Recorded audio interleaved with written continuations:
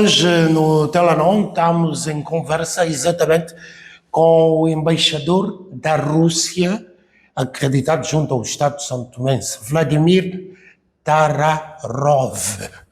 Muito correto. Muito obrigado, embaixador, por ter vindo aqui ao Telenon para esta conversa sobre as relações bilaterais entre São Tomé e Príncipe e a Federação Russa. É uma relação antiga que tem a idade da independência de São Tomé e Príncipe. Claro que é. Antes de tudo, eu gostaria de dizer muito obrigado por ter-me convidado, porque também eu tenho mesmo uma necessidade de expressar a nossa opinião, não só sobre a mesma cooperação bilateral, mas também sobre a mesma situação no mundo, sobre mesmo os pontos mais ardentes no mundo e assim por diante. Mas muito obrigado por ter convidado e eu estou pronto mesmo a responder qualquer que seja questão, qualquer que seja pergunta, responder. Mas gostaria de também confirmar, ou reconfirmar, que nós este ano vamos celebrar 50 anos de independência de São Tomé e Príncipe e também 50 anos de estabelecimento das relações diplomáticas entre os nossos países. Antigamente isto foi a União Soviética, mas depois da União Soviética deixar de existir, é claro que a Rússia aceitou todos os compromissos da União Soviética em relação dos nossos parceiros, incluindo a África e principalmente São Tomé e Príncipe.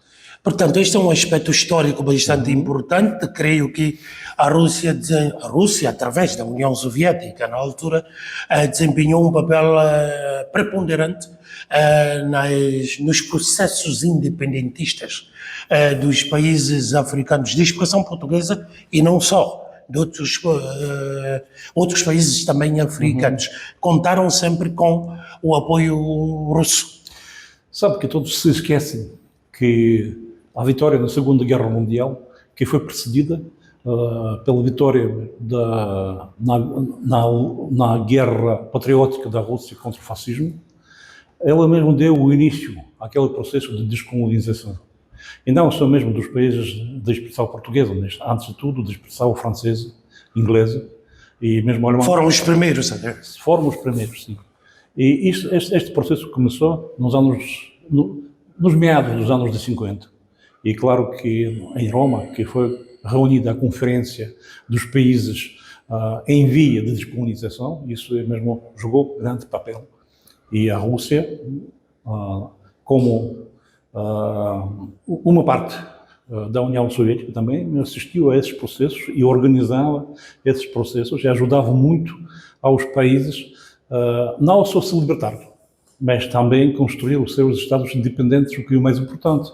Porque quando que os novos governos chegaram ao poder, eles não tiveram uma experiência de dirigir os estados. E por isso que... Foi o caso de São Tomé e Príncipe, portanto, quando de 12 de julho de 75, sim, São Tomé e Príncipe não tinha quadros técnicos. Os primeiros quadros técnicos foram formados na ex-União Soviética. Sim, na ex-União Soviética, mas e por isso que eram várias tarefas. Uma tarefa, isso é ensinar as pessoas a dirigir os ministérios e outras entidades do governo, do Estado. Mas depois não só isso, mas também criar uma camada de inteligência, uma inteligência técnica, de engenharia, científica, etc, etc, etc. Porque sabe que quando que as pessoas oprimidas saíram da selva, saíram mesmo das casas oprimidas, vamos dizer isso em aspas também, eles não sabiam nada para além de trabalhar, não é? Eles só trabalhavam por uma potência que colonizou estes países. E quando que se libertaram, logo perante eles, perante pessoas simples, colocou-se uma tarefa: como que dirigir o seu Estado, como que organizar a sua economia, como que organizar os serviços sociais, saúde pública e outros. E claro que a nossa experiência, que já nós tivemos desde a grande Revolução de Outubro de 1917, nós, claro, também encontramos a mesma situação e nós construímos o nosso Estado desde o início. nos novos princípios. E claro que essa experiência ajudou muito aos países chamados recém-libertados naquela altura. E claro que a União Soviética fez muito, não só a União Soviética, depois da Segunda Guerra Mundial, foi mesmo formado um sistema de tal chamados países democráticos, como Polónia, Bulgária, Hungria e outros. Eles também estavam a construir, naquela altura, a sociedade socialista ou social. E, claro, aliás, creio eu que a Revolução Comunista, né, operada em 1917, foi um dos primeiros movimentos democráticos, creio eu. Mas eu dizia que não era tal chamada Revolução Comunista. Isso era uma revolução democrática, antes de tudo, porque faziam parte não só do Partido Comunista, mas também os partidos democráticos, os partidos socialistas e nacionalistas e outros mesmo. E eu devo sublinhar que, naquela altura, este processo era muito complicado e muito espinhoso, antes de tudo, porque eles têm que encontrar a coincidência dos interesses para construir um Estado social. E cada partido, ele teve mesmo o seu programa, a sua visão do caminho como que é seguir mesmo ao socialismo. Socialismo, isso quer dizer que existe mesmo uma forma. O que é isso, socialismo? Socialismo é isso quando a pessoa trabalha a sua capacidade e recebe salário segundo o seu contributo para como a sociedade. Isso é socialismo. Exatamente. Isso Fazendo esse panorama histórico, exatamente para contextualizar esse vínculo de relacionamento entre São Tomé e Príncipe e a Rússia e a União Soviética na altura, hoje Rússia, é importante entendermos nesta altura, neste século XXI, o que é o relacionamento bilateral entre São Tomé e Príncipe e a Rússia. Estende-se por vários setores ou há setores específicos? Mas sabe que nós fomos testemunhos de evolução dessa cooperação. E por isso que eu comecei pela Revolução, que mesmo fazia uma meta de construir uma sociedade social, antes de tudo, uma economia social, e depois isso deu um impulso especial para a nossa cooperação bilateral. E nós também construímos nós ajudamos a construir a esses Estados o aparelho de Estado de tal maneira que eles mesmo respondiam às necessidades do povo, do simples povo. E por isso que mesmo isso refletia-se a nossa maneira de ajuda, a nossa maneira de cooperação. E claro que essa cooperação era não só mesmo, como dizem mesmo, de amizade, mesmo, de fraternidade, de irmandade, antes de tudo. E por isso que mesmo isso foi até a queda da União Soviética. Quando que mesmo a União Soviética deixou de existir, claro que mudou-se tudo no mundo. E claro que a União Soviética mesmo não só deixou de existir como um Estado, mas também como a organização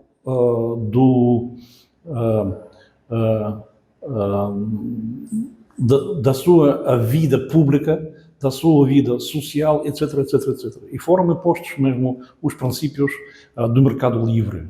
E isso também refletiu-se à cooperação com os nossos países, porque também os países não sabiam o que fazer depois. Com quem trabalhar? Como a União Soviética, que também mesmo já caiu economicamente, politicamente, etc, etc, etc. Ou como o Ocidente, que já reforçou a sua economia e podia demonstrar mesmo uma sociedade consumista, o que agrada mais mesmo à juventude, antes de tudo, e ao povo simples. Não trabalhar, não fazer nada, mas ganhar mais dinheiro. E ganhar agora mesmo e gozar disso, a sua vida. E por isso que mesmo essa cooperação foi mesmo minimizada, dizendo assim. E claro que esses Estados, eles estavam a procurar o seu próprio caminho de desenvolvimento. E agora, quando que a Rússia levantou-se de joelhos, ela começou mesmo a demonstrar ao mundo a sua economia, muito forte economia, e para além das sanções que foram impostos sobre o nosso país, nós fizemos bem desses impostos, dessas sanções, porque quando que fomos isolados, nós compreendemos que nós podemos contar só com os seus esforços, com as suas possibilidades. E nós reconstruímos completamente a nossa economia, a nossa ciência, nós reconstruímos a nossa vida estatal e agora nós representamos um Estado bem forte, uma potência que podia mesmo influenciar ao desenvolvimento do mundo. E claro que muitos países africanos, incluindo São Tomé e Príncipe, eles olham para o seu parceiro fiel, para o seu parceiro que nunca retirava os lucros da amizade, antes de tudo, e da cooperação em geral com os países africanos, porque os países ocidentais, dizendo assim, os colonizadores, eles sempre previam o lucro da cooperação. E se não for o lucro, pronto, não será a cooperação. Mas quanto que a Rússia... Mas em termos da cooperação bilateral, sim, com São Tomé e Príncipe, o setor da educação e da formação de quadros continua a ser um setor importante. Há muitos estudantes são-tomenses na Rússia. Mas continua a haver. Sim. Quanto que a formação dos quadros? Claro que nós prosseguimos esse caminho e nós propomos sempre a São Tomé e Príncipe uma quantidade das bolsas gratuitas que são pagas pelo nosso governo, pelo nosso Estado, e eu gostaria de dizer que essas necessidades não são grandes, porque para São Tomé e Príncipe nós concedemos somente 10 bolsas, e não porque nós não podemos dar mais. Isso porque os são tomenses não preenchem essa quota. Não sei porquê, mas eu posso mesmo demonstrar o meu pensamento que eles estão mais vocacionados para estudar nos países ocidentais e depois ficar lá, depois de acabarem a sua formação. Quanto que a Rússia, eles nunca ficaram lá depois de terminarem os estabelecimentos de ensino superior e regressaram para o seu país para dar contributo ao desenvolvimento direto ao país. Mas 10 bolsas nós concedemos anualmente, gratuitos, para são-tomenses, e eles livremente podem... Nesta altura, quantos estudantes são-tomenses estão na Rússia? Mas mais ou menos 30 e tal. 30 e tal estudantes. 30 e tal pessoas. Mas... em vários domínios. Também no quadro da polícia, etc. Isso já ao lado. Polícias ao lado. Isso é outra quota que nós concedemos. Mas quanto que a quota social, vamos dizer assim, não é? Isso é 10 bolsas. Mas a situação agrava-se porque nós não temos a embaixada de São Tomé e Príncipe na Rússia. Na Rússia, exato. Antigamente cumpriu esse papel o embaixador não residente que estava com residência em Portugal. Mas há algum tempo ele também deixou de cumprir essas mesmas funções e claro que agora nós estamos preocupados porque até agora o governo são-tomense não nomeou o embaixador para a Rússia, mas claro que eu percebo muito bem o processo, porque São Tomé, em princípio, não tem muito dinheiro para organizar lá a embaixada. Depois eles estavam a pensar num país que está perto da Rússia, que podia mesmo enviar o seu embaixador para a Rússia também como um embaixador não residente. Mas isso também agrava a situação dos estudantes. Exatamente. Mas apesar disso, nós sempre enviamos esses estudantes para uma universidade com grande prestígio, a Universidade de Moscou, de Amizade dos Povos. E cada candidato ele está livre a escolher a sua profissão própria. E por isso que eu agora sublinho, isso também é para o futuro, isso também vai representar um domínio para a cooperação entre os nossos Estados. Nós agora necessitamos de um plano de cooperação neste domínio como o Estado de São Tomé. Por quê? Porque agora cada pessoa pode dirigir-se e dizer eu quero ser médico, eu quero ser mesmo engenheiro, mas nós gostaríamos de que seja isso planeado pelo Estado. O Estado tem que mesmo... De acordo com as prioridades do país. E necessidades também. Exato. E necessidades também. E por isso que eles vão escolher e vão enviar. E nós já entregamos, autorizamos um acordo entre os nossos governos de cooperação no domínio da formação dos quadros. Nós entregamos isso e até agora mesmo não há nenhuma resposta. Nós esperamos mesmo agora o exame por parte de São Tomé e Príncipe, mas claro que isso não é só mesmo o problema político, isso é o problema mais administrativo e burocrático também. Exatamente. Mas a área, portanto, é uma área bastante promissora e muito falada no quadro da cooperação entre a Rússia e São Tomé e Príncipe, que é o investimento privado russo.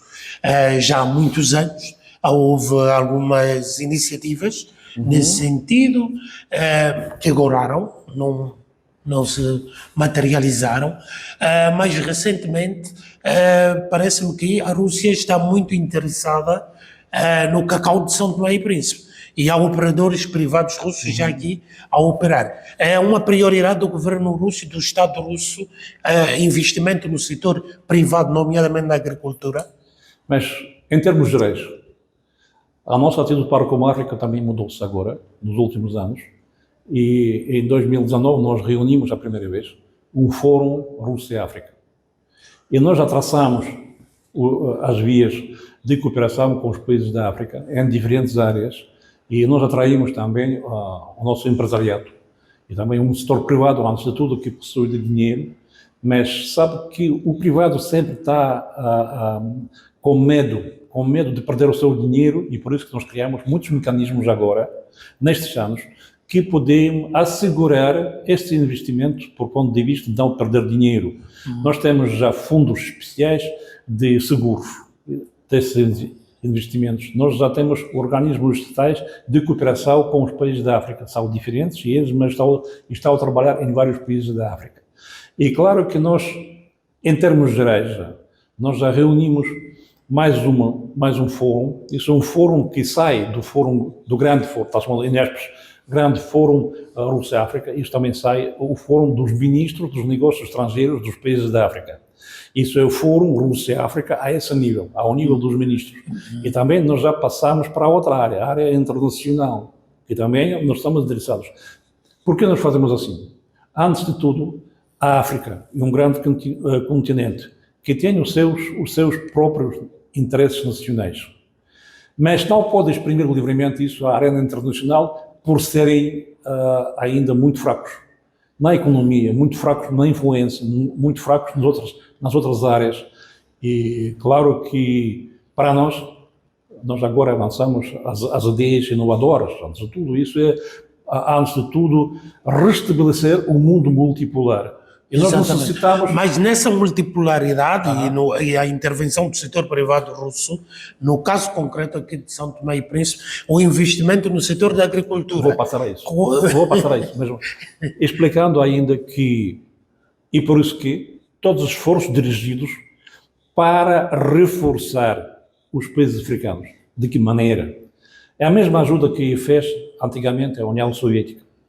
Nós investimos, nós ajudamos a desenvolver os setores diferentes antes da economia da África, formar os quadros, aumentar mesmo a quantidade das bolsas por conta do nosso governo, porque 65% da população da África e de todos os países que nós já podemos ver, 65% são juventude sem trabalho, sem ocupação, sem mesmo salários, sem nada. Nós temos que ajudar a isso. E não só, isso são passos como práticos, mas em geral nós gostaríamos de reforçar esses países para que eles também se representem uma entidade internacional viável para defender os seus próprios interesses nacionais, que coincidem com os nossos interesses internacionais, porque nós gostaríamos de restabelecer um mundo multipolar, um mundo em que cada país devia ter uma voz igual aos outros, sem diferença ao desenvolvimento econômico e assim por diante. Mas, e o país um mundo de diálogo, de concertação. Isto mesmo. E o país forte, ele não tem medo de expressar os seus interesses ou defender os seus interesses próprios nacionais na arena internacional. Porquê? Ele não tem medo das sanções. Ele não tem medo de pressão dos ex-colónias, ex-mesmo metropólias. Eles não têm medo disso. É a nossa mesmo, como que é, filosofia geral é essa, reforçar os países da África para que sejam entidades fortes na arena internacional e nós podemos unir os nossos esforços para o bem de todo o mundo. E, particularmente, quanto que se toca mesmo a São Tomé e Príncipe. Claro que nós também estamos a estudar como que nós podemos cooperar na base de vantagem mútua, antes de tudo, entre os nossos países. E claro que nós estamos a procurar os setores da nossa cooperação. E nós já discutimos várias vezes com o governo, eu propriamente também fazia isso, porque eu estou aqui o embaixador durante 8 anos. E eu já vi vários governos, vários parlamentários, vários representantes dos ministérios, eu falei com todos. E eu posso dizer que também eu senti mesmo um desejo de reforçar essa cooperação para se libertar de uma opressão do Ocidente. Porque quando que o Ocidente ajuda, ele sempre pretende oprimir para tirar mais lucros. Eles não querem isso, eles gostariam de fazer uma política multivetorial, antes de tudo, de vários vetores. E por isso que, para não depender de um vetor só. A Rússia também representa mais um vetor adicional que podia mesmo dar ajuda a esse caminho. E claro que nós agora estudamos em que domínios podemos ajudar. Claro que nós vemos, isso é ajuda a combater a pirataria. E também eu já... Isso já é no quadro da defesa. É isso, nos quadros de defesa, ou pode ser nos quadros da empresa privada. Por exemplo, eu mesmo falei com o ex-primeiro-ministro e nós discutimos uma empresa mista na base do investimento privado. A qual é? Por exemplo, um navio entra nas águas territoriais ou na zona económica mesmo de São Tomé e Príncipe para roubar recursos do mar. Nós fornecemos os radares de curto alcance que pode mesmo determinar aquele navio. E quando ele determina o violador, nós enviamos um drone que determina visualmente o que é isso e depois dá um comando para uma lancha. Uma lancha vai para lá e captura aquele navio com castigo tudo que prevê, mesmo pela lei do Estado. E claro que, por exemplo, foi mesmo dado um exemplo nesse sentido, quando que mesmo entrou um navio de um país ocidental, da Europa, nomeadamente, e eles pescaram o tubarão, cortaram isso, barbatanhas, retiraram o fígado e o resto lançaram para o mar. E quando que foi apreendido, logo todos mesmo contaram que ele teve a mercadoria que custava $2 milhões. Isso é uma grande soma, não é? E quando que a entidade privada que vigia e que organiza esse trabalho pode mesmo ganhar também um lucro quando que mesmo revende esse navio, revende essa mercadoria, ele pode mesmo dar uma parte grande para o Estado e outra parte partilhar como mesmo o lucro. E essa proposta apresentada ao Primeiro-Ministro foi aceita, está a ser implementada? Foi implementada. Sabe que cada iniciativa deve ser não só pensada, mas também nós gostaríamos de encontrar os recursos, encontrar mesmo, e os recursos não financeiros, não só financeiros, mas também os recursos humanos, não é? Porque nós temos a reunir uma equipe que podia mesmo corresponder a essas necessidades, isso são engenheiros, depois especialistas na base de eletrónica, e assim por diante. Mas essa ideia já foi... Eu disse isso como um exemplo. Exato. Que existe esta área pode ser dada mesmo ao domínio militar ou pode dar mesmo ao domínio da cooperação privada ou mesmo privado e estatal. Exatamente. Isso é uma só área. E por isso que nós pensamos sempre de fazer alguma coisa, porque nós tivemos um projeto de construção aqui uma central elétrica, hidrocentral elétrica, e depois daquele da União Soviética, isso foi esquecido. Mas vamos pensar nisso. Mas, paralelamente com isso, nós prosseguimos com a formação dos quadros, nós prosseguimos agora com a cooperação no domínio agrícola, o que é o mais importante, E agora, nessa Essa cooperação no domínio agrícola, que eu estou a insistir tanto, Sim. embaixador, ela concerne ou tem como base a produção e a transformação do cacau aqui. Mas isso também depende das capacidades de São Tomé e Príncipe. Por exemplo, quando que nós falamos sobre o fornecimento dos frutos tropicais das ilhas para o nosso país, e quando que chegaram os empresários, eles perguntaram qual é a quantidade que é capaz São Tomé e Príncipe fornecer. Eles disseram, então, 5 toneladas ou 10 toneladas. Eu disse, não, isso 10 toneladas por mês, nós necessitamos 10.000 toneladas por uma semana. Uma semana. E por isso que isso também, São Tomé, em princípio, devia mesmo assegurar essa quantidade para fornecerem. E por isso territorialmente, São Tomé e Príncipe não é um país, mesmo aí no ramo agrícola, não é um país que produz quantidade, produz a qualidade. É qualidade, mas sabe que o nosso país tem grande população. Há diferentes regiões. E nós temos cooperação em vários países. Por exemplo, bananas.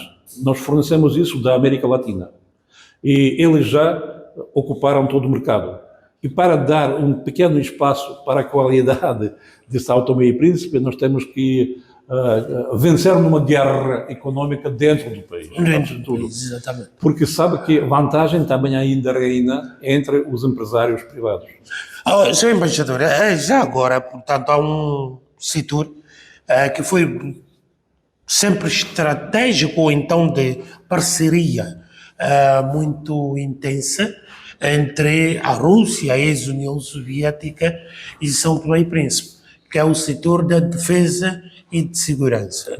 Recentemente, os dois países, os dois governos, assinaram até um acordo no domínio da defesa. O senhor embaixador referiu aqui no ano passado, enquanto aqui esteve, de passagem, que portanto, este acordo começaria a ser implementado de facto a partir de janeiro de 2025. Isto já está a acontecer? Mas, se me permitir, eu gostaria de acabar com a economia agrícola e depois vou passar para o domínio de defesa, não é? Mas quanto à economia agrícola, no mundo agora existe grande necessidade de cacau, de chocolate. Porque sabe que essas mudanças climáticas, elas já não permitem, nos países tradicionalmente produtores do cacau, produzir mais e já estão mesmo a procurar outros fornecedores. E aqui São Tomé e Príncipe dá grande potencial nisso. E claro que nós temos uma região do Leningrado, isso em volta do São Petersburgo, que mesmo fornece para toda a Rússia o chocolate. E nós não temos agora matéria-prima. Nós começamos a buscar as vias, como que corrigir a situação. E claro que nós fazemos encontros com o governo de São Tomé e Príncipe. E claro que nós vimos aqui grandes potencialidades aqui na terra. E os nossos investidores, nós temos um grande grupo que se chama Guta, que produz mesmo produtos alimentícios, isso é não só chocolate, mas também bombons, outras coisas. Eles mesmo entraram aqui em negociações e já investiram, parece que $2 milhões. Foi concedido um terreno de produção de cacau e nós começamos a renovar uma fábrica de produção de cacau. E para além mesmo de vender isso no mercado internacional, nós também asseguramos a venda dessa mercadoria logo para a Rússia. Quer dizer que o círculo fechado completamente, desde produção até fornecimento para a venda. E isso vai dar, parece que, uma certa vantagem nessa cooperação. E por isso que eu, respondendo à sua pergunta, eu agora declaro que o empresariado privado está aqui, ele começou a investir. Claro que não sem dificuldades, claro que aparecem sempre alguns momentos espinhosos, mas vamos ultrapassar tudo isso. Mas isso é um primeiro passo na economia agrícola, porque aqui podemos colocar mesmo um pau no solo e o pau vai florescer. Podemos retirar 2 ou 3 vezes mesmo colheite por ano. Isso vai dar grande vantagem e nós vamos explorar no futuro também esse domínio. Mas quanto que é a defesa, quanto que mesmo ao domínio militar, Tenho dito que nós já tínhamos assinado 2 acordos, mas eu corrigia 3 acordos. Um acordo, isso é no domínio militar, da cooperação militar. O outro domínio, esse de cooperação no domínio técnico-militar, o que significa fornecimento do material bélico e do material de produção, mesmo ligado com a defesa, com segurança, outras coisas. E o terceiro, isso era mesmo entre o nosso Ministério do Interior e Polícia Nacional de São Tomé e Príncipe. Perdão. Mas eu devia também sublinhar uma coisa, que são os acordos de quadro. São os acordos que não prevêem os passos concretos. Eles prevêem só as direções gerais da nossa cooperação, nesses domínios próprios. E eu devia dizer que nós temos que voltar ao sistema de cooperação nos tempos que existia nos tempos da União Soviética. Porquê? Nós temos que sistematizar isso. Fornecer simplesmente, isso não dá para nada. Nós temos que ajudar a elaborar a doutrina militar. Desta doutrina militar vão sair os interesses nacionais no domínio militar ou no domínio de segurança. E depois isso vai determinar as necessidades, não só na formação dos quadros, mas também no fornecimento, no reforço dos ramos diferentes das Forças Armadas, na criação dos ramos que não existem agora. Isso pode ser, como já mesmo fez aquele exemplo, no domínio de guarda-costas, guarda costeira. Guarda costeira, quando eles vão vigiar mesmo o mar e depois capturar aqueles mesmo violadores dos princípios internacionais. Não é? Ter capacidade técnica e material para fiscalizar de facto as águas nacionais. Mas para isso nós temos que conhecer quais são... Nós podemos fornecer uma técnica militar, mas para quê? Por exemplo, desde a União Soviética eles forneciam aqui as minas contra os tanques, viaturas blindadas. Mas para que isso necessita São Tomé e Príncipe? Têm tanques, têm aqui inimigos com tanques, contra quem utilizar esses tanques? E para que gastar esse dinheiro para adquirir esses? Por isso que eu digo doutrina militar, e nós temos especialistas no Estado-Maior, nós temos academias militares que são capazes em ajudar nisso, mesmo em conjunto, compor aquela doutrina, compor a política nacional na área da defesa, na área da segurança. Isso pode ser mesmo, vai sair dos princípios da atividade do próprio Estado. O que esse Estado quer? Esse Estado quer o quê? Defesa, o que quer mesmo? Segurança. Ele quer travar guerra contra alguém? Não. Pode defender-se contra alguém? Contra quem? E por isso que essa doutrina devia refletir as realidades dos próprios líderes. E vamos partir disso depois para desenvolver... Então está aqui em São Tomé neste momento uma equipa do Ministério da Defesa da Rússia a trabalhar tecnicamente com a parte de São Tomé. Isso mesmo. E é interessante que o governo São Tomense também no último fim de semana, na última sexta-feira, aprovou em Conselho de Ministros exatamente o acordo de cooperação militar assinado com a Rússia. Isto muito bom. Já ratificado, não é? Quer dizer que já foram cumpridos todos mesmo como que regras internas, não é? Para a entrada em vigor desses acordos. Mas esses acordos não valem nada sem desejo, sem vontade das partes para cooperar. Isso são os traços principais da cooperação, as vias principais da cooperação, que não têm nada prática. Isso nós temos que determinar em conjunto, temos que determinar em negociações entre os nossos países.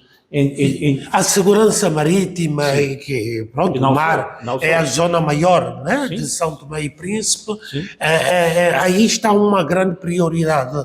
Portanto, garantir a melhor fiscalização e segurança do nosso maior território, o mar. Olha, São Tomé e Príncipe é um país soberano, livre das suas intenções. E por isso que o Estado são tomense tem que determinar o domínio. Mas se ele tiver dificuldade para determinar, nós podemos ajudar segundo a nossa experiência que nós já temos. E nós vamos dizer, segundo a nossa experiência, é melhor fazer assim, assim, assim, assim. Se o governo não aceitar, o governo de São Tomé e Príncipe, nós não podemos insistir. Porque isso é mesmo a escolha livre do Estado soberano. E nós partimos desse facto. O governo tem que determinar e nós vamos pensar em conjunto como que ajudar nesse ou no outro domínio. Um dos domínios, portanto, da defesa de São Tomé e Príncipe, parece-me que é muito precária, ou que é muito precário, tem a ver com a logística militar. Mas para quê? Mas para quê? Combater com quem?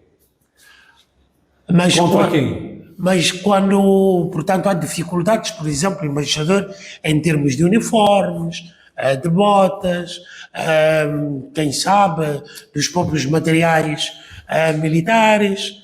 Pode dizer quantas pessoas são mesmo nas Forças Armadas de São Tomé e Príncipe? Não faço ideia. Quantos efetivos, não faço ideia. Mais ou menos 1000 pessoas. O que é isso, 1000 pessoas? Fornecer para 1000 pessoas fardo não vale nada. Isso pode ser uma ajuda humanitária. São 1000 pessoas e a maioria deles é o serviço ordinário, obrigatório. Sim. O que é isso? Eu também avancei uma ideia, uma boa ideia, ao meu ver, claro que é. Avancei uma ideia. Nós já agora, nos quadros daquele fórum Rússia-África, já determinamos mais uma via como que é ajudar aos países sair da pobreza, sair de uma situação onde me reina o desemprego. E nós chegamos a uma conclusão. Nós temos que gastar dinheiro enviando para esses países os nossos professores e organizar aqui no local as escolas de formação técnico-profissional. Isso não é mesmo o ensino superior, mas pedreiros, aqueles que podem reparar sanitários, ou não sei, eletricidade, várias vezes. Eu também tinha proposto naquela altura, porque eu estou aqui há 8 anos, eu posso dizer que há 5 anos eu tinha proposto essa ideia de enviarem para São Tomé e Príncipe os nossos professores à nossa conta completamente da Rússia. Isso é, nós pagamos trajeto, nós pagamos domicílio, nós pagamos salários e outras coisas, e nós só necessitamos dos edifícios para organizar lá a escola técnica. Eu tinha proposto, cada ano 1000 pessoas passa através mesmo das Forças Armadas. Eles mesmo têm serviço só um ano. Sim. E durante esse ano eles não podem só dominar mesmo como que é, a arte mercenária, ou como que chama-se isso, a arte para mesmo matar, não é? Mas também, paralelamente com isso, eles podem frequentar aquelas escolas técnicas e sair das Forças Armadas já como uma profissão, como um diploma de professor, de uma profissão concreta. Homens úteis à sociedade. É isto mesmo. É isto mesmo. E tomando em conta que todos passam para as Forças Armadas, eles podem ser informados lá. Adquirir uma profissão concreta, que vai mesmo dar para ela não só mesmo o estímulo para trabalhar e ganhar o dinheiro para a sua família, mas também o estímulo para o Estado. O Estado pode mesmo melhorar a canalização, por exemplo. O embaixador, pelas declarações aqui produzidas por si, subentende-se que, portanto, esta política de reaproximação com a África, de formação, de investimento privado, tudo isto faz parte, creio eu, da política ou então da influência, né, que a Rússia vem tendo no quadro, por exemplo, dos BRICS. Eu não dizia assim, eu não dizia sobre a influência. Nós não gostaríamos de influenciar, nós gostaríamos de cooperar como as partes com direito igual, com direitos iguais. Não, a influência da Rússia nesta organização, nos BRICS, no seio dos BRICS. A Rússia tem uma influência aí. Nós temos lá só 140 milhões de pessoas. E a Índia, que entra, também faz parte do BRICS, tem 1 bilhão e 500 milhões. É o país mais populoso do mundo atualmente. Ele pode influenciar muito mais do que a Rússia. Claro que sim, mas e por isso que isso um órgão coletivo, onde que se mesmo num caldo de pensamento, né, de um caldo de pensamento saem as decisões que seriam mais vantajosas para todos os países que fazem parte desta organização. E claro que isso é economia antes de tudo, porque sabe que BRICS ele tem mesmo maior economia no mundo em relação mesmo aos Estados Unidos, à Europa, a tudo. Ao G7. Sim. Não, é mesmo ao G7. É mesmo ao G7. E posso dizer que esses países têm mesmo o produto PIB maior no mundo. Ele tem mesmo a organização, tem a influência no mundo, eles já começam a impor as suas regras da vida internacional. E essas regras não é mesmo unipolar o mundo. É multipolar. É multipolar. Não é mesmo a dominação desse grupo sobre outros grupos. E a criação, as condições de igualdade. Da igualdade na esfera económica, da igualdade na esfera política, restabelecimento do trabalho da ONU, mesmo até o nível em que ele começou a trabalhar em 1945, e assim por diante. Nós achamos que existem já mecanismos no mundo, mas somente nós não temos que permitir a destruir esse mecanismo. A estabilização do continente africano, hoje em dia, portanto, não digo depende, mas a Rússia tem sempre uma palavra a dizer. Ainda recentemente, o ministro dos Negócios Estrangeiros da Rússia, Lavrov, Sergei Lavrov, assinou com um acordo, creio eu, de cooperação no domínio da segurança e de estabilização da região do Sahel, envolvendo o Níger, o Mali e o Burkina Faso, 3 países aí do Sahel, da região do Sahel, de África, que efetivamente têm se posicionado de uma forma muito autónoma no contexto desta região. E é indicado que a Rússia efetivamente está por trás, ou que dá aquele suporte, aquele suporte político. Eu não dizia assim que a Rússia por trás desse processo. Eu gostaria de frisar que isso era a escolha livre destes países de organizar esse mecanismo tripolar, não é como que chama-se. Nós só como que em português, reconhecemos esse mecanismo. E como é a forma de reconhecimento, isso é o estabelecimento dos acordos de cooperação no domínio de segurança, no domínio da luta contra o terrorismo, a ajuda humanitária e, claro que, mesmo a cooperação no domínio econômico, antes de tudo. Nós só apoiamos esse movimento, nós só reconhecemos esse movimento, mas não foi a Rússia para trás desse processo, vamos dizer assim. Isso é a escolha livre dos países africanos, dos próprios africanos. E nós sempre sublinhamos. E existe mesmo esse slogan dentro mesmo da União Africana que para os problemas africanos é a solução africana. Solução africana, claro. É a mesma coisa. Nós só mesmo reconhecemos isso. Isso é a escolha livre, isso é a própria vontade dos países africanos a fazer isso. E nós não vemos nada mal nisso. Nós podemos reconhecer que esta via é reforço da independência. É o reforço de ficar mais livres do domínio antigo colonial ou neocolonialismo que se pratica agora por todo o lado. E por isso que eu dizia que só cooperação com os países, como um mecanismo livre, com os países que decidiram escolher essa via. Embaixador, a Rússia falou aqui de sanções, né, que sim. O seu país enfrenta, decretadas unilateralmente. Sim. Portanto, não é no contexto das Nações contra Unidas. o direito internacional. Portanto, não é no contexto das Nações Unidas, mas pronto. Portanto, há essas sanções. Sim.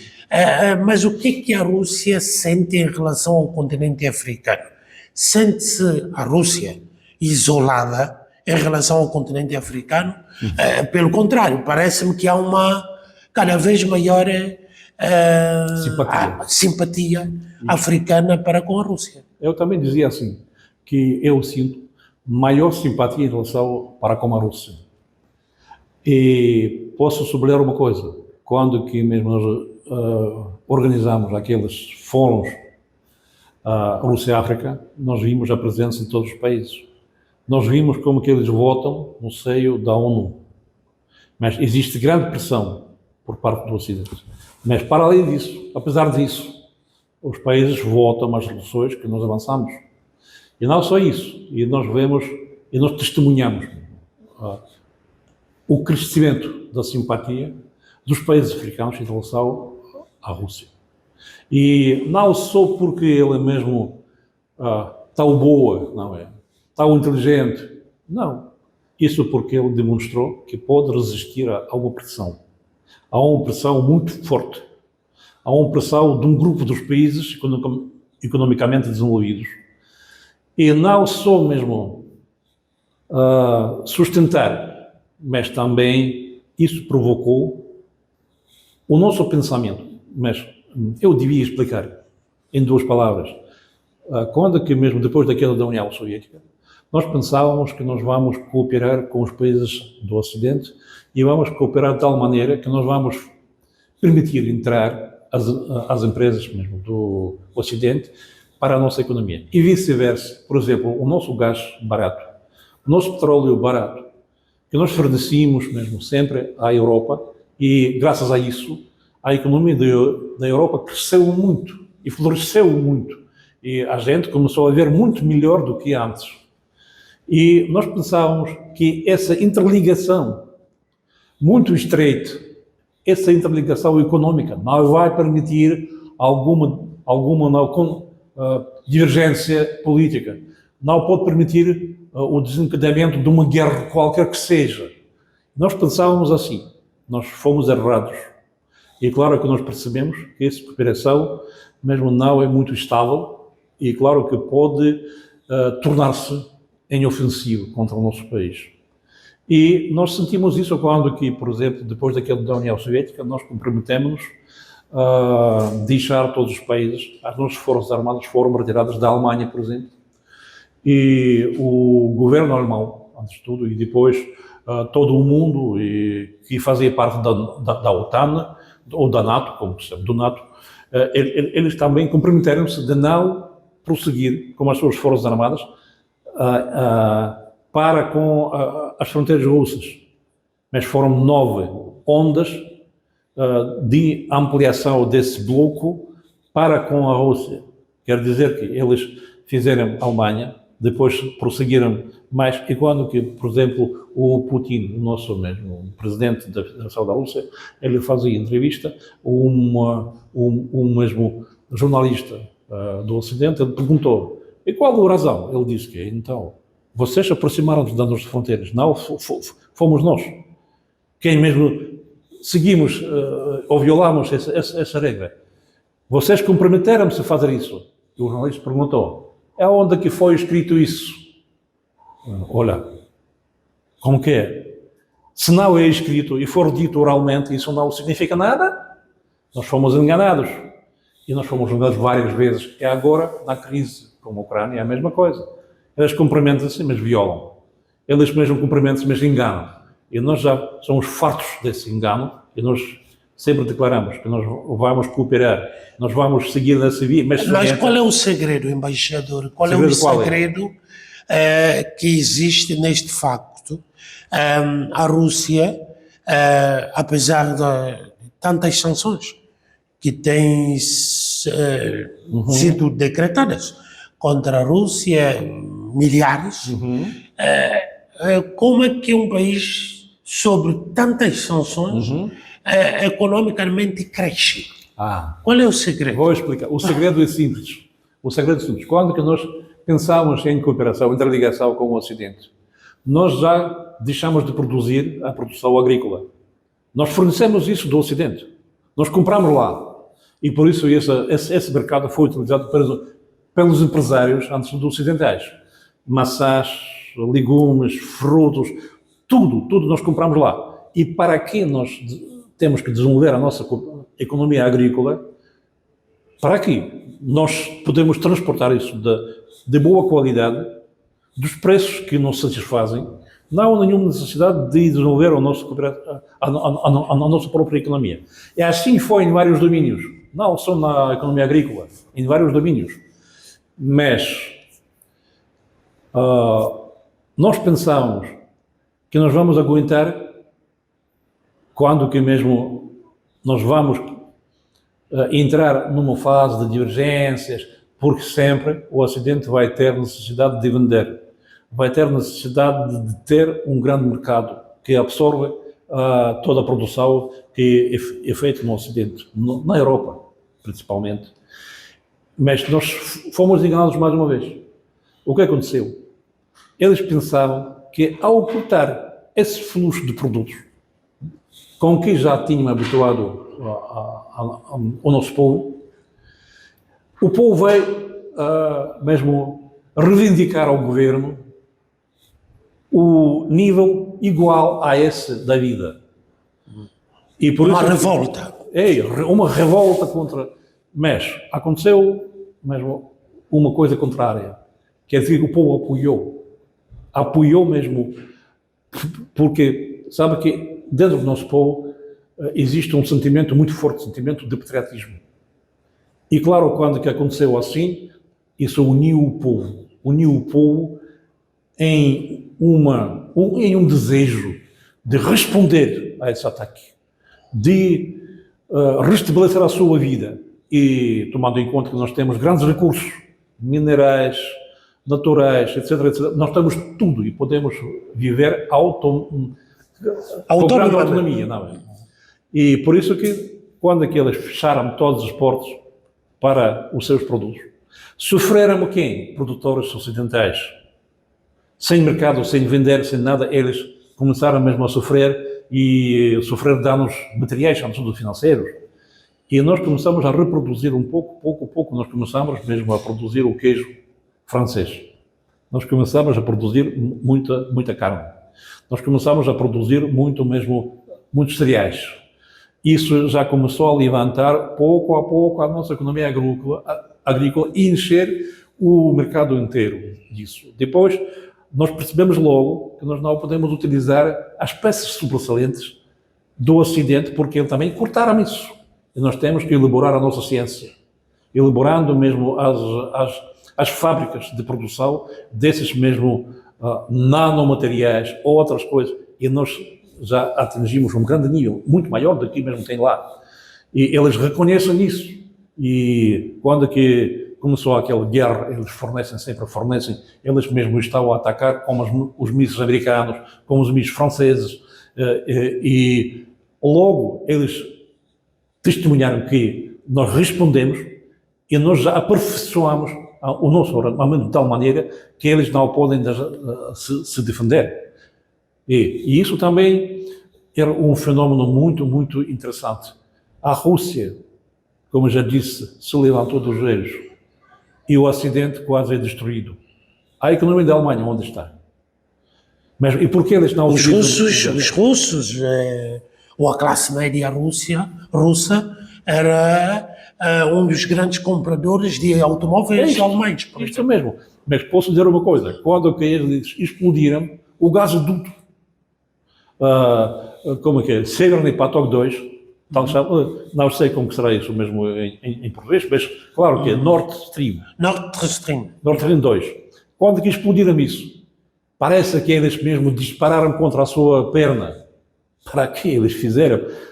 Privando-se mesmo do gás barato. Mas agora o Trump ele declarou. Então, os Estados Unidos gostariam de comprar esse gasoduto, ficar um dono desse gasoduto, reparar esse gasoduto e depois comprar o nosso gás e fornecer para a Europa ao seu preço. Mas quem sofreu mais? Nós? Não. Não nos podemos vender isso. Isso é mesmo... buscam todos também o nosso gás. China, Índia, o BRICS, e mesmo o Ocidente que compra esse gás através dos fornecedores alheios. E por isso que eles pagam muito mais do que eles podiam pagar através do nosso Nord Stream. Mas por que eles não... Eles faziam assim? Eu não sei. Para o bem do seu povo? Não. E a Rússia, ela própria, a Rússia está a trabalhar neste quadro para reerguer-se, como o embaixador disse, levantou-se de joelho. Sim. Portanto, a Rússia pretende reerguer-se novamente no panorama mundial. Mas sabe que nós sempre fomos presentes no panorama internacional, mas nos primeiros tempos, depois da perestroika, tal chamada perestroika, nós fomos fracos, porque destruímos a nossa economia. Foram rompidas todas as ligações económicas entre as nossas repúblicas, porque cada república tem o seu lugar na economia. Por exemplo, em Moscou, nós construímos os carros. Os pneus foram produzidos na Bielorrússia. Mesmo a cabina foi produzida mesmo em Uzbequistão.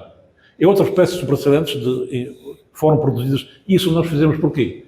Assim nós desenvolvemos e demos mesmo postos de trabalho nas repúblicas remotas. Isso foi para bem do desenvolvimento industrial daqueles países. Mas quando que foram essas ligações rompidas, nós fomos obrigados a não produzir ou produzir nós próprios isso. E logo apareceram as companhias ocidentais que logo tinham proposto os seus automóveis, por exemplo. E nós pensávamos naquela altura, para que nós temos que construir o nosso próprio automóvel, nós podemos comprar mais barato e mais seguro, não é? É mais confortável. O autocarro do Ocidente, nós compramos isso. Vou dizer mais. Nós construímos fábricas ocidentais no território da Rússia de produção desses automóveis. Isso é o Volkswagen, por exemplo. Toyota, por exemplo. E outros automóveis. Mas quando aqueles saíram, logo nós começamos a reconstruir as nossas fábricas e tentar fazer o próprio. Mas agora nós construímos, sabe que a União Soviética era a maior produtora dos melhores aviões, com propulsores, mas muito seguros, mas nos tempos de perestroika era completamente destruído, completamente. E agora nós já começamos a produzir um novo avião, mais seguro. E esse avião é produzido com todo o material russo, sem nenhuma mesmo peça sobressalente do Ocidente, de outro país. Isso quer dizer que nós já levantamos isso, não é? E eu gostaria de sublinhar uma coisa também, porque no mundo ocidental ele não é mesmo como é congênio, não é? Porque também existe uma competição. Existe uma competição em todas as áreas e propriamente dito na área econômica. E quando aqui mesmo abandonaram o nosso país as empresas europeias, agora o Trump declarou que ele gostaria de ocupar esse lugar vazio que foi mesmo libertado das empresas da Europa Ocidental. Isso também é uma certa competição. Eles criaram as condições para abandonarem o nosso país, para ocupar depois o lugar deles, para tirar mais proveito. E nós já declaramos que nós estamos prontos a examinar isso, mas somente nós vamos cooperar com as empresas que são seguras e que não podem enganar mais. Naturalmente. Senhor Embaixador, Diga. já agora, vendo o futuro, em curtas palavras, para fecharmos, como é que vê o futuro da cooperação bilateral entre São Tomé e Príncipe e a Rússia? Mas sabe que eu não sou um bruxo para adivinhar o que será no futuro, mas posso dizer que sempre nós somos empenhados pela cooperação mutuamente vantajosa. E claro que nós sentimos a coincidência dos interesses com São Tomé e Príncipe, porque São Tomé e Príncipe também deseja ficar mais livre, mais independente, mais soberana E como que isso é possível fazer? Isso é possível fazer somente partilhando a sua cooperação, principalmente econômica, com vários países, para não depender de um país só, de uma região só. E por isso que nós pensamos que nós não estamos como somos. Outros países podem cooperar. Cada país pode encontrar a sua lacuna para cooperar, não é? E por isso que nós não estamos com ciúmes. A cooperação com Portugal, a cooperação com o Brasil, a cooperação com outros países tradicionais de São Tomé e Príncipe. Vale a Deus, vale a Deus. Nós vamos encontrar a nossa lacuna. A nossa via de cooperação é vantajosa, mutuamente vantajosa para ambas as partes, o que é mais importante. Se São Tomé e Príncipe achar que nesse domínio seria mais vantajoso cooperar com outro país, faça o favor, não há nenhum problema. E por isso que o futuro sempre depende das nossas intenções, da situação no mundo e da liberdade própria de cada país. Porque só um país livre que pode escolher o seu próprio caminho. E escolher livre também. O país livre escolhe livre. E por isso que eles têm que se reforçar, antes de tudo. E nós estamos prontos a ajudar nisso. E claro que nós temos que falar mais, nós temos que negociar mais, nós temos que conhecer melhor um ao outro, porque São Tomé, em princípio, já é outro país. Outro país no sentido, já não é aquele que estava nos tempos da União Soviética. Já transformou-se muito. Já é outro país completamente. É a Rússia também, é outro país. E nós temos que habituar-nos. Nós temos que mesmo ver a nova qualidade dos nossos países. Nós temos que fazer conhecimento de novo dos nossos países. Fazer conhecimento de tudo, porque sabe que 10 bolsos. Isso é muito pouco. Porque 10 pessoas que estavam a estudar agora na Rússia, eles podem chegar a São Tomé e Príncipe e contar sobre a nossa vida. Mas são poucos transmissores. Isso não dá muito mesmo uma visão. Tem que cooperar ao nível não só dos estudantes, não só do povo simples, mas principalmente ao nível dos empreendedores, ao nível do governo, ao nível dos parlamentares. E isso vai dar uma visão diferente o que se passa no nosso país. Uma visão diferente do que se passa aqui em São Tomé e Príncipe. E só isso pode dar uma previsão o que será no futuro. E por isso que eu penso que, mas como que cada pessoa pensa mesmo, que o futuro será melhor, não é? Muito obrigado, embaixador, por essa conversa aqui no Telenor, a ver exatamente o relacionamento bilateral com São Tomé e Príncipe depois de 50 anos do estabelecimento das relações diplomáticas entre São Tomé e Príncipe e a Rússia.